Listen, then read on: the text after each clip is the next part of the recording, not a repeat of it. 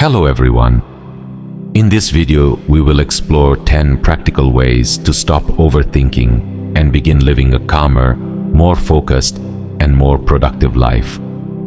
Overthinking is a common struggle for many people. It can lead to anxiety, stress, indecision, procrastination, and in some cases, even depression. When the mind is constantly racing, it becomes difficult to stay present, to enjoy simple moments, and to move forward toward meaningful goals. The ideas shared here are not quick fixes. They are practical approaches that can be applied to everyday situations, whether you are facing a challenge, an opportunity, or uncertainty. These principles are timeless. They are relevant regardless of where you are or what stage of life you're in. If you're ready to explore this path of self-awareness and mental resilience, let's begin. One of the main causes of overthinking is the presence of irrational, unrealistic, or exaggerated negative thoughts. These thoughts may be self-critical, pessimistic, or driven by fear. They are often built on assumptions, expectations, or judgments rather than facts. A helpful starting point is realizing that thoughts are not the same as reality. They can be questioned, they can be examined, and they can be reshaped.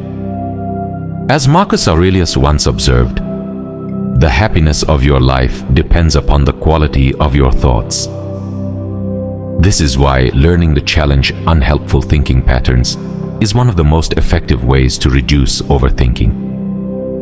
These patterns often appear in familiar forms: all or nothing thinking, where situations are seen as complete success or total failure; overgeneralization, where one mistake becomes proof that everything always goes wrong; mental filtering, where negative details dominate attention while positive aspects are ignored; discounting the positive by dismissing success as luck or coincidence; jumping to conclusions by assuming negative intentions or outcomes without evidence; magnification or minimization by exaggerating flaws or shrinking achievements; emotional reasoning, where feelings are treated as facts; rigid expectations, such as believing you must always be perfect or universally liked; labeling, by defining yourself or others with harsh identities; personalization, by taking responsibility for things outside your control. When you notice these patterns, pause. Ask yourself whether the thought is truly supported by evidence. If it isn't, consider an alternative perspective, one that is more balanced, realistic, and constructive. Repeating this process gradually trains the mind to move away from automatic overthinking. Another helpful approach is learning to distinguish between what you can control and what you cannot. This simple distinction can dramatically reduce mental strain. When something is within your control, you can take responsibility and act. When something is not within your control but can be influenced, you can attempt to guide it thoughtfully. When something cannot be controlled or influenced, the healthiest response is acceptance and adaptation. And when something consistently harms your well-being, creating distance may be the wisest option. This perspective helps conserve energy, reducing unnecessary stress and frustration. For example, if you're overthinking a presentation at work, focus on what you can control: preparation, clarity, and effort. Release concern over reactions or outcomes beyond your influence. By doing so, anxiety decreases and performance naturally improves. Another common source of overthinking is worrying about factors beyond personal influence: other people's opinions, future outcomes, or uncontrollable events. The only things fully within your control are your actions and your responses. Everything else exists outside that boundary.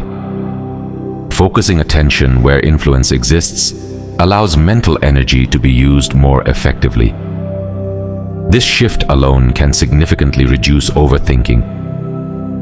Gratitude also plays an important role. It is not merely an emotion, but a deliberate mental practice. Gratitude redirects attention from what is lacking to what is present, from what went wrong to what can be learned, from what is missing to what already exists. A simple daily practice of acknowledging small positives gradually reshapes mental focus.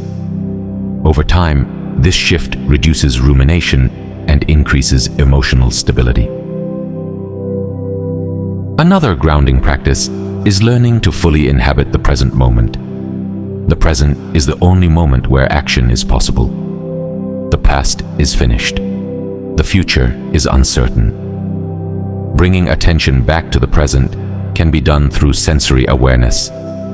Noticing sound, light, texture, movement, or breath.